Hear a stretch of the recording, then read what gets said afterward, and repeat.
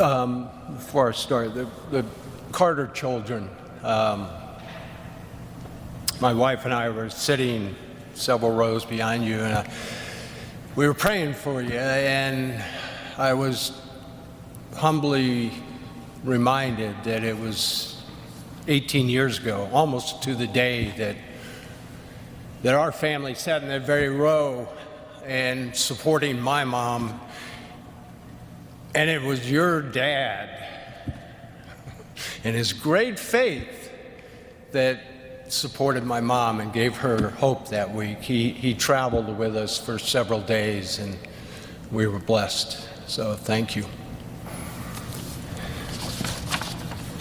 God did a good thing when he made your dad.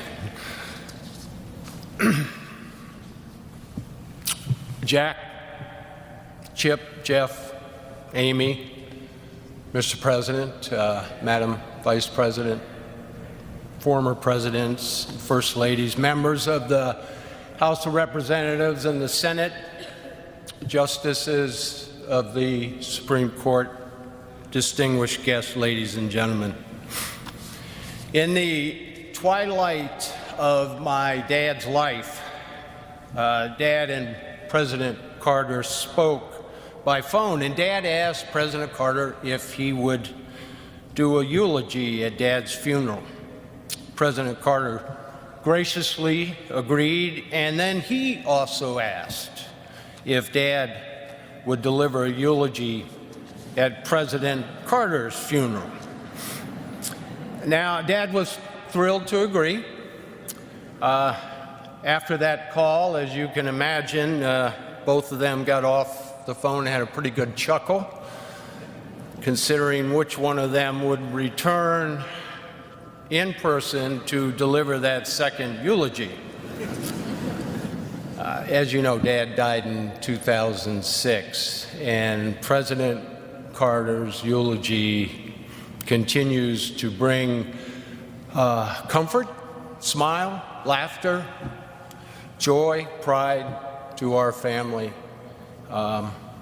And thus, on behalf of my dad, it's an honor to share Dad's eulogy to his old friend.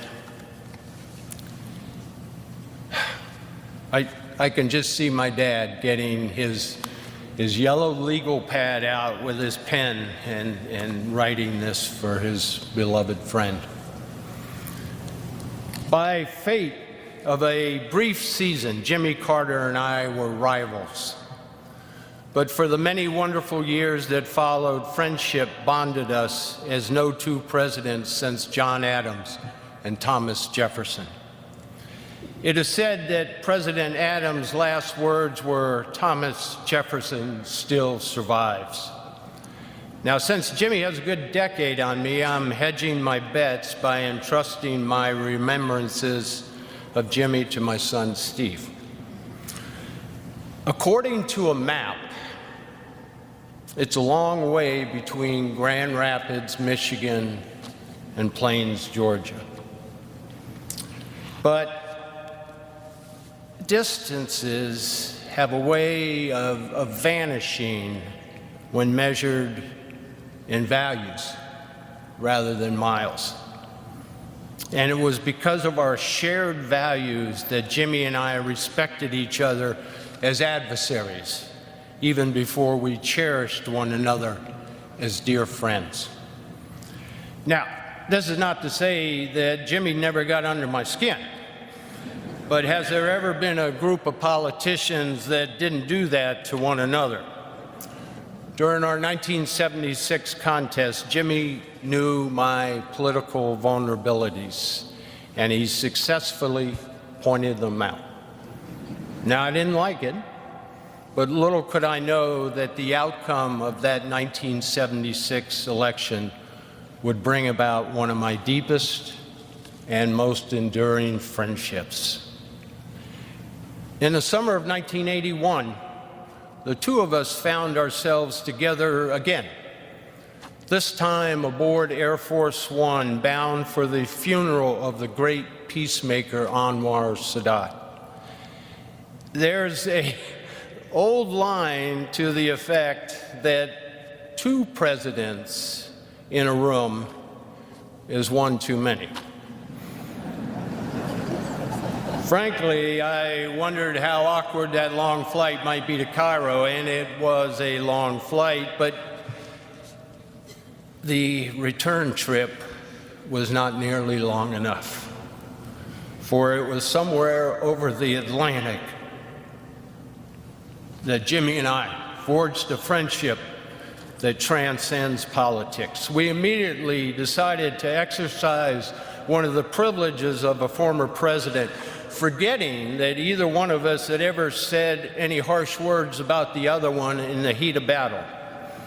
Then we got on to much more enjoyable subjects, discussing our families, our faith, and sharing our experiences in discovering that there is indeed life after the White House.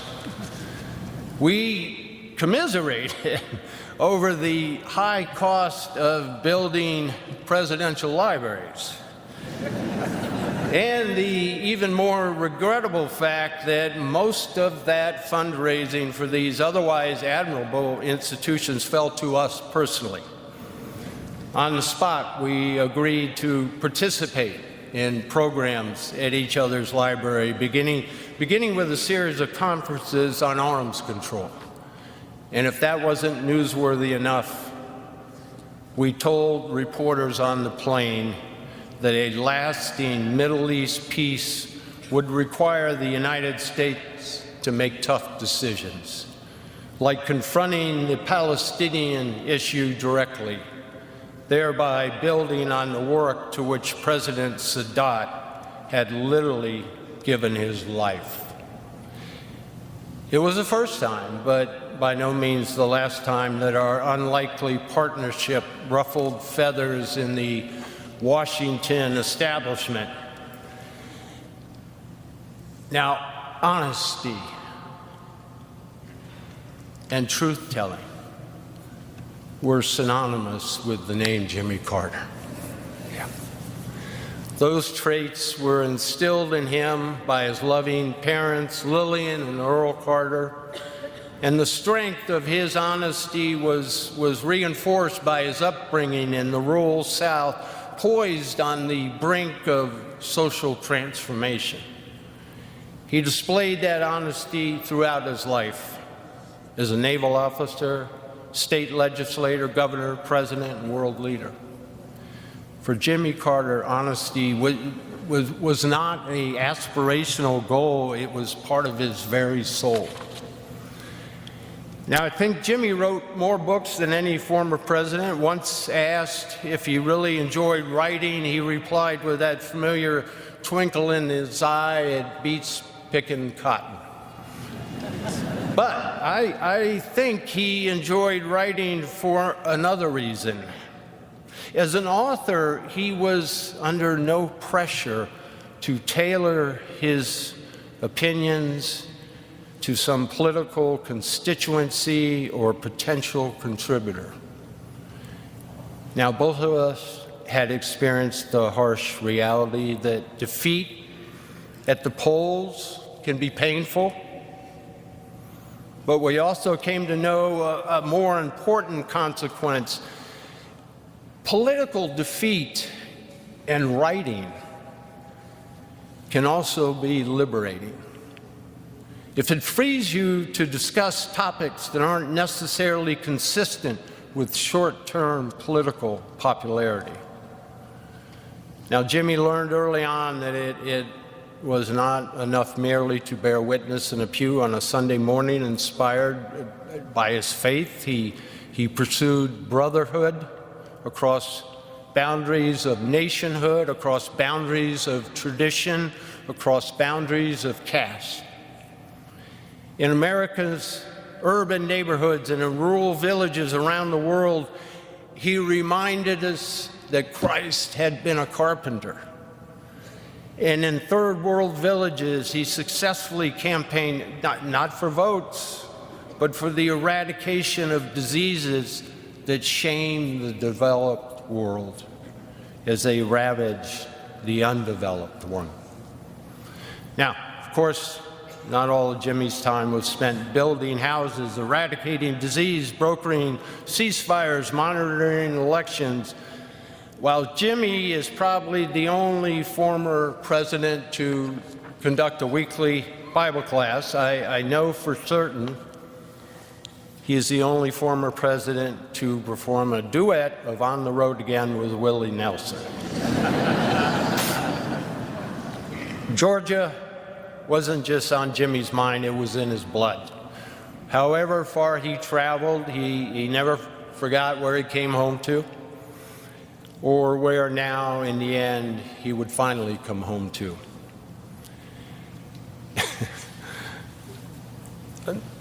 Of the many things Jimmy and I had in common, the most important is this: we both married way above ourselves, way above.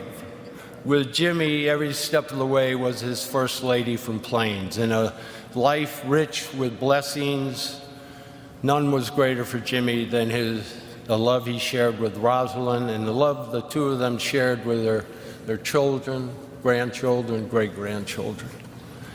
Like Jimmy, Rosalind was and is a symbol of American compassion. Like no other First Lady in our history, Rosalind Carter is indeed a true citizen of the world. And she became a beloved friend to my wife Betty and me and to all the Ford family. While the Carter and Ford men were decidedly mixed record when it came to lobbying Congress, Rosalind and Betty were unbeatable in their advocacy for millions of people whom they brought out of the shadows of despair and shame. Now is a time to say goodbye. Our grief comforted with the joy and the thanksgiving of knowing this man, this beloved man, this very special man. He was given the gift of years, and the American people and the people of the world will be forever blessed by his decades of good works. Jimmy Carter's legacy of peace and compassion will remain unique as it is timeless. The entire Ford family, we extend our love to you, and we add our prayers to the prayers of tens of millions of people around the world. May God bless and watch over this good man. May he grant peace to the Carter family as they say goodbye to a man whose life was lived to the fullest, with a faith demonstrated in countless good works, with a mission richly fulfilled, and a soul rewarded with everlasting life. As for myself, Jimmy, I'm looking forward to our reunion. We have much to catch up on. Thank you, Mr. President.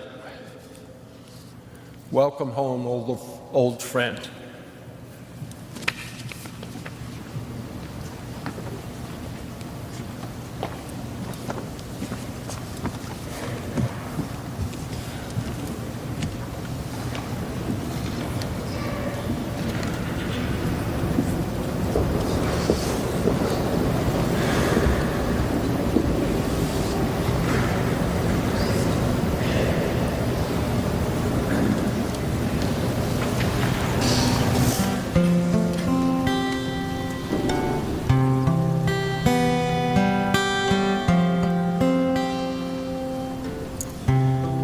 Imagine there's no heaven. It's easy if you try. No hell below us, above us only sky. Imagine all the people living for today. Imagine there's no country. It isn't hard to do. Nothing to kill or die for. No religion too. Imagine all the people living life in peace. You may say I'm a dreamer, but I'm not the only one. I hope someday you'll join us and the world will be as one. Imagine no possession. I wonder if you can. No need for greed or hunger. A brotherhood of man. Imagine all the people sharing all the world. You may say I'm a dreamer,